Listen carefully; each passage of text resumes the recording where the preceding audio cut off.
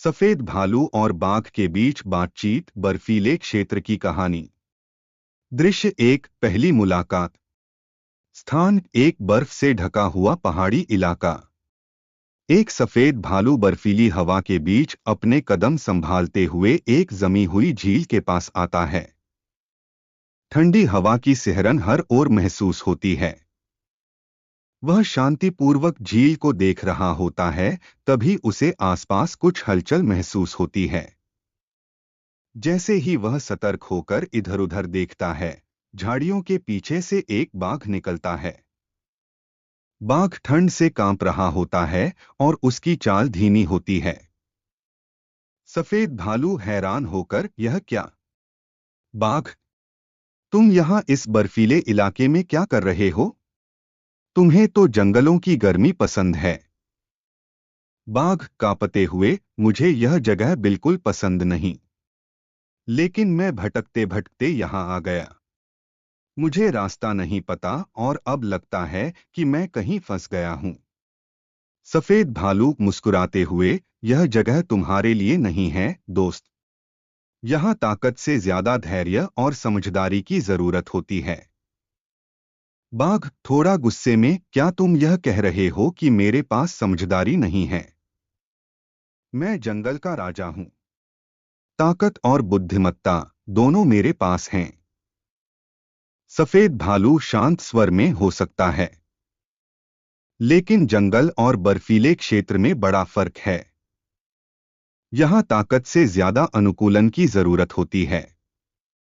चलो मेरे साथ, मैं तुम्हें दिखाता हूं कि इस इलाके में कैसे जिंदा रहा जाए। दृश्य दो, चुनौती का सामना। स्थान बर्फीला मैदान। सफेद भालू और बाघ साथ साथ चलते हैं। हर कदम भारी पड़ रहा है, बर्फीली हवाएं तेज हो रही हैं। बाघ अपनी पूरी ताकत लगाकर चल रहा है, लेकिन थकान साफ झलक रही है। बाघ थकते हुए, यह ठंड बहुत ज्यादा है। मैं अब और नहीं चल सकता। लगता है यह जगह मेरे लिए नहीं बनी। सफेद भालू हंसते हुए, यही तो मैंने कहा था। यहाँ हर कदम चलना जरूरी है। सफेद भालू हंसते हुए, यही तो मैंने कहा था। यहाँ हर कदम चलना जरूरी है। अगर तुम रुक गए तो ठंड तुम्हें खत्म कर देगी। बाघ भारी सांस लेते हुए, लेकिन तुम यह सब कैसे सहन कर लेते हो? यह ठंड, यह बर्फीली हवाएं। सफेद भालू गंभीर स्वर में, यह अभ्यास और अनुकूलन का नतीजा है। हमारी पीढ़ियां इन हालातों में जीने के तरीके सीख चुकी हैं। तुम भी सीख सकते हो, अगर धैर्य रखो। बाघ ने भालू की बातों पर ध्यान दिया और खुद को संभालते हुए आगे बढ़ा। दृश्य तीन, भोजन की तलाश। स्थान जमी हुई झील के पास। दोनों एक झील के पास पहुंचते हैं। झील पूरी तरह जमी हुई है। सफेद भालू झील की सतह पर बर्फ को देखकर मुस्कुराता है। सफेद भालू इशारा करते हुए, देखो बर्फ के नीचे मछलियां हैं। यही हमारा भोजन है। बाघ हैरानी से, मछलियां? मैं तो बड़े जानवरों का मांस खाता हूं। यह मछलियां मेरे लिए काफी नहीं होंगी। सफेद भालू हंसते हुए, ठंडी जगहों में बड़े जानवर नहीं मिलते। यहाँ जीवित रहने के लिए तुम्हें अपने स्वाद बदलने होंगे। बाघ संदेह भरे स्वर में, लेकिन इन मछलियों को पकड़ना मुश्किल लगता है। सफेद भालू स्मार्टली, यह सब्र और सही तकनीक का खेल है। देखो मैं तुम्हें दिखाता हूं।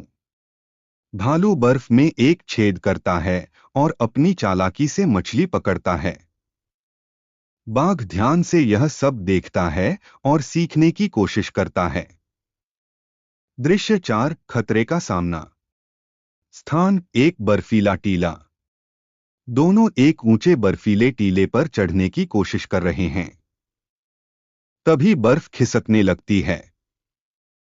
बाघ डरते हुए, यह क्या हो रहा है? बर्फ खिसक रही है। हम गिर जाएंगे। सफेद भालू शांत स्वर में, घबराओ मत। अपने पंजों को मजबूती से बर्फ में गाड़ो और धीरे धीरे चलो।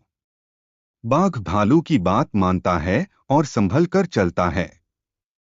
यह अनुभव उसे सिखाता है कि डर के बजाय सावधानी से काम लेना चाहिए।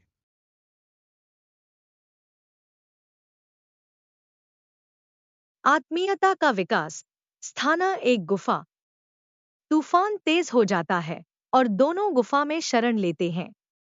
बाघ शांत होकर, तुम सही कहते थे, सफेद भालू।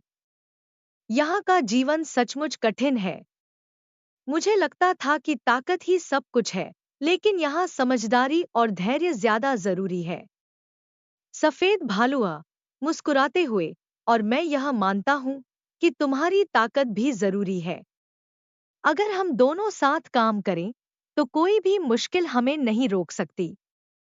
बाघा सोचते हुए, शायद यह ठंडी जगह मुझे सिखा रही है कि जीवन सिर्फ ताकत से नहीं जीता जाता।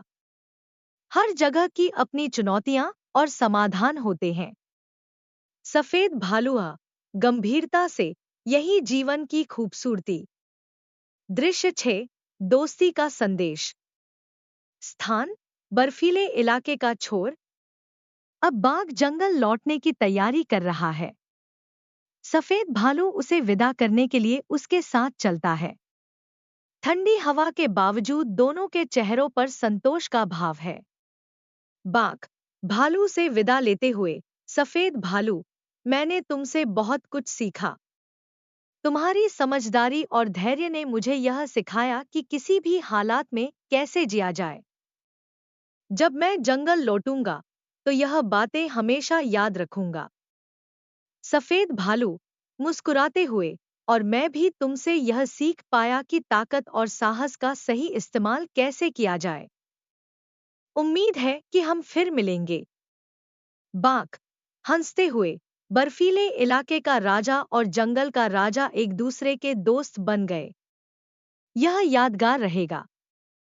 सफेद भालू स्माइल करते हुए, दोस्ती के लिए जगह या हालात मायने नहीं रखते। यह हमेशा दिल से बनी रहती है।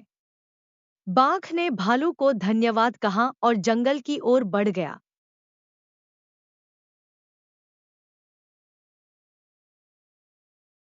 दृश्य 7। निष्कर्ष। स्थान दोनों अपनी अपनी राह पर लौटते हैं। नरेटर की आवाज गूंजती है। नरेटर की आवाज। यह कहानी दो अलग अलग दुनियाओं के राजाओं की है, जिन्होंने अपनी अपनी दुनिया से बाहर निकलकर एक दूसरे से सीखा। सफेद भालू ने बाघ को धैर्य, समझदारी और अनुकूलन सिखाया, और बाघ ने भालू को साहस और ताकत का महत्व बताया। यह कहानी हमें यह सिखाती है कि अलग अलग परिस्थितियां अलग अलग कौशल की मांग करती हैं, लेकिन हर चुनौती से सीखकर हम बेहतर बन सकते हैं। दोस्ती और सीखने की कोई सीमा नहीं होती। समाप्त।